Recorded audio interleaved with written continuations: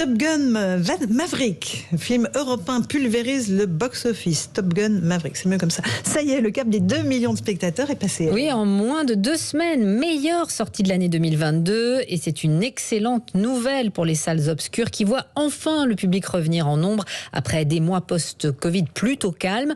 Top Gun attire toutes les générations. Marie Jiquel l'a vérifié dans un cinéma indépendant du 16e arrondissement de Paris.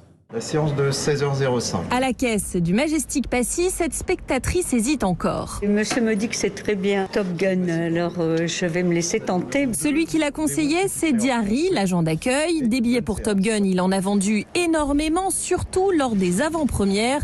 En effet, le film a réalisé le second meilleur démarrage en France depuis la crise sanitaire. C'est un film qui marche plutôt bien, ça attire du monde, c'était un film assez attendu. J'ai vraiment apprécié le film. J'adore Tom Cruise aussi, qui est un super acteur. Toutes les scènes avec ses avions, les loopings, etc. Bon, ça me donne envie d'aller le voir. Le rendez-vous avec Tom Cruise pris, popcorn sous le bras. On fait la salle et après la cabine. Direction la salle de cinéma avec Henrik, le projectionniste. Ils viennent le voir en VO.